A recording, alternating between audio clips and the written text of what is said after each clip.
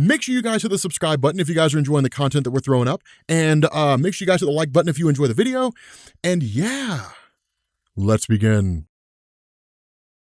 All right, what's going on, guys? This is Rob, and we are picking back up again with Dark Knights Metal, but this time we're covering the Lobo one-shot. And anybody who knows anything about DC Comics knows that Lobo is the most 1990s character ever. And this story, I'm not even gonna lie to you guys, this story is a descent into absolute madness. This initially picks up in a bar, right? Just kind of 6 months ago, right? Before seemingly all this, or at least when this Dark Knights Metal stuff kind of kicked off, right? So following Perpetua's takeover is basically when this happens. And we initially pick up with Lobo in this bar. And of course, getting pissed off at the bartender because the bartender's not getting him any more drinks, only for us to find out the reason why the bartender can't get him more drinks is because he ripped off the bartender's arms and beat everybody in the bar to death with them. And so that's why the bartender can't get him any drinks. So the other part of that is that he was here originally for the bounty, but he killed the guy in the bar before anybody could tell him, or before he could tell Lobo who he actually was, or and basically beat everybody to death before they could tell him who he was. So Lobo basically went into a rage, which is kind of normal, right? That's what Lobo does, right? When you're basically a parody of Wolverine, that's essentially what you do. You just go into arbitrary rages for reasons that don't really make any sense, because, you know, that's what Wolverine does. And he grabs the body, and of course he ends up being kind of yanked away. Now, when he's yanked away, he's basically pulled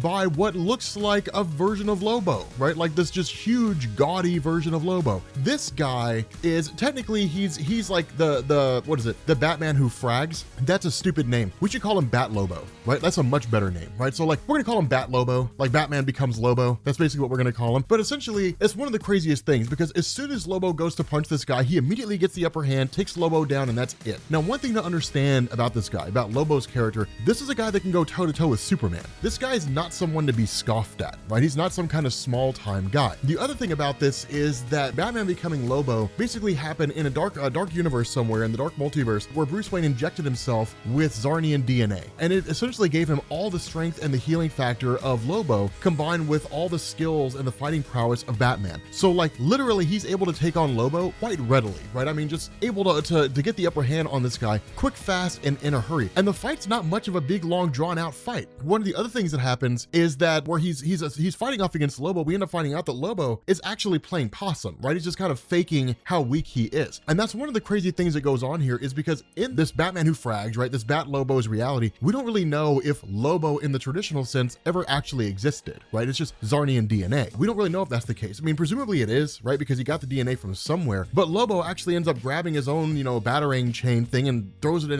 his stomach. And then suddenly Lobo's yanked away yet again, right? He's snatched away again. And when that happens, of course, he arrives in front of Lex Luthor. Now, this kind of explains on the back end how it is that during the events of Dark Knights Metal, so basically the first, 4 issues that we've covered so far, why it is that Lobo's on some kind of a special quest. We didn't really know what was going on, right? We just kind of got these cutaways where we'd show Lobo just doing a thing, and we wouldn't really get a whole lot of explanation. We knew that he was communicating with Lex Luthor, and whatever his mission was had to do with something Lex Luthor sent him for, but we didn't really know anything besides that, right? So it's cool for us to get this kind of explanation here, where the reality is that Lobo has been sent on a mission by Lex Luthor to basically capture what's called death metal. And death metal, this actual material here, is essentially a material that can rewrite all of reality. But this is one of the issues that I'm sort of having with Dark Knights Metal. Dark Knights Metal is a fun story. It's a good event, but it kind of feels like things are just being invented out of thin air for the sake of telling a story, right? Just kind of being invented on the fly, right? Just like moment, like this is not really planned out. It's just kind of just things being invented out of nowhere. Like a lot of this stuff just kind of feels too convenient, if that makes any sense. But the other part of this is that it is called death metal, right? So it makes sense that there would be some kind of material out there called death metal that would have the power to rewrite and recreate all of reality as the wielder sees fit, right? To basically recreate it all, right? And that's what's kind of nuts here, is something that you don't usually see in DC Comics, which I think is what's really kind of getting to me. That's something that you see in Marvel all the time, right? The Infinity Gauntlet, the Cosmic Cube, the Cosmic Regulator. You see it all the time when like somebody achieves a level of power where they have the ability to recreate all of reality on a whim, right? I mean, and not even just the universe, the whole multiverse sometimes. I'm not really used to seeing that in DC Comics. Somebody attaining an artifact that makes them so incredibly powerful they can control and manipulate the entirety of the multiverse itself. Now again, I'm not nearly as well versed in DC Comics as I am in Marvel when it comes to like a lot of the more obscure nitty-gritty things, stuff like that, because outside of the Infinity Gauntlet, if I walk up to the average person on the street and I say, hey, what's the Casket of Ancient Winters? Or what is the Heart of the Universe? They're not going to be able to give me an answer because they're not going to know, right? That's not something that they're familiar with. And so with DC, I'm not nearly as well versed in and their intricate artifacts as I am with Marvel, but I'm not aware of anything that's that powerful in DC, so it feels wholly new.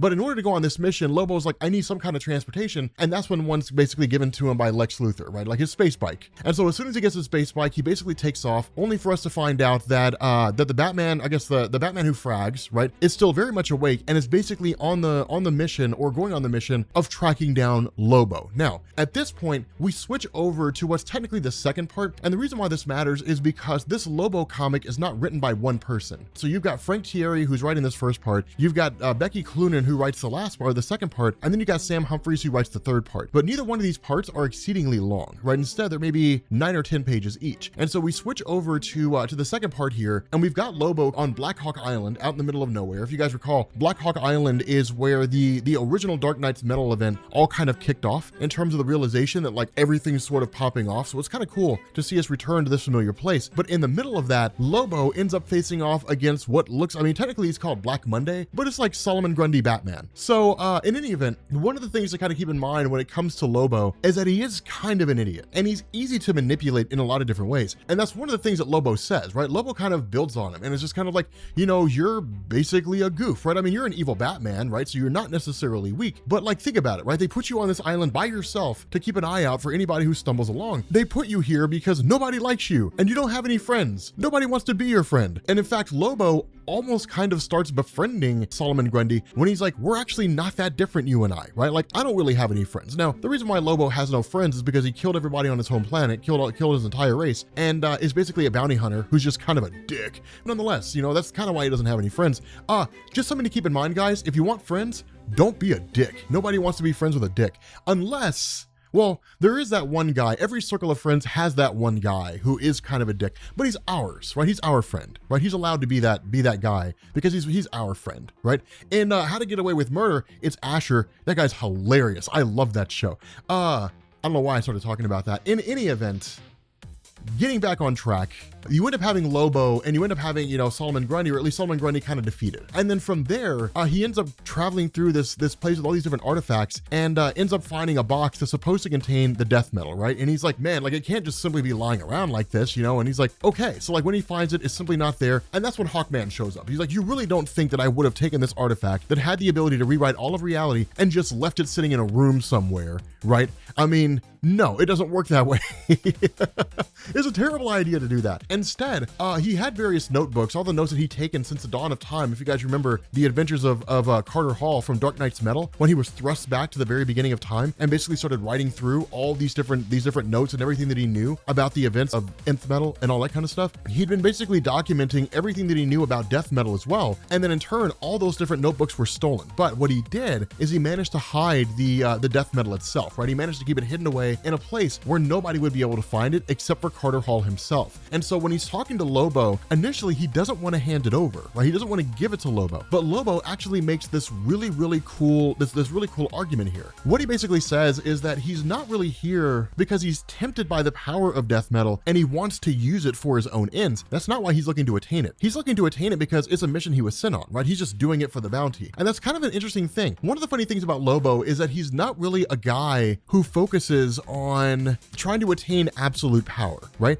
He just cares about the cash, right? Cash money, right? Moolah, cheddar. That's all he really cares about, right? Just cheese. That's all he cares about, is just getting cheese. I don't know if people use that phrase anymore. What phrase do you guys use in relation to like money, right? Like getting stacks, right? I don't know what phrase you guys use anymore. Mariah says it's called stacking your coins. Is that true? Because if it is, it's like the least cool thing ever, right? Like, yeah, man, yeah, I'm stacking them coins. That doesn't sound remotely cool. Nonetheless, right, in the middle of this whole thing, because of the fact that Hawkman is kind of like, okay, so like he doesn't really want to use it for absolute power. Maybe Lobo really is the best person to put this in the hands of. He's exceedingly strong. He's got a healing factor. He's not easily defeated, right? So maybe he really is the best choice because he's essentially Superman who's also like a terrible human being, or a terrible being out there, but at the same time doesn't want to use it for absolute power, right? He's just gonna hand it over to whoever sent him on this mission, which is probably for a good cause. I don't know. I mean, I guess Hawkman's kind of assuming. But in the middle of all that, they're suddenly met by the return of Bat Lobo, who's flying this amazing looking Batwing and just raining down hellfire on this place. Now, a portal also ends up opening that Hawkman created, but he doesn't really know where it goes to. And so instead, where he tells Lobo, go through there, I'll hold him off, Lobo snatches him up and says, nope, you're coming with me. And when they pass through the portal, they end up inside Gem World, right? And so from there, Lobo ends up basically using this device to kind of recreate reality, right? Or at least seemingly recreate reality. We're not really given a full-on explanation here, because somehow or another, we basically ends up transitioning from Gem World into this Lobo land. And the only real kind of transition that we get here is when Lobo kind of opens the box and it says like, this is the part I've been waiting for, right? So seemingly he basically created like this whole dimension where everybody seems to basically be a version of Lobo, right? Like you've got like a Lobo Superman story, you've got a Lobo Batman story, you got a Lobo Wonder Woman story. But in the middle of all that, while he's kind of doing all this stuff, that suddenly he's met by the arrival of Brainiac. And Brainiac, of course, managed to escape the confines of Perpetua and Justice League number 56. I don't know if anybody read that. Honestly, we don't really need to understand it. We can just say Brainiac was locked away at some point. He basically ended up escaping when Perpetua's throne was destroyed. Done. Right, that's really all you need to know. But he's essentially here for the purpose of trying to get Lobo to hand the device over to him. And the idea is that if Lex Luthor basically told him that if Lex ever ended up going missing, to ensure that Lobo handed over the device to Brainiac. Right now, this is suspicious at best, or as Mario says, this is sus. I'm getting terribly off topic.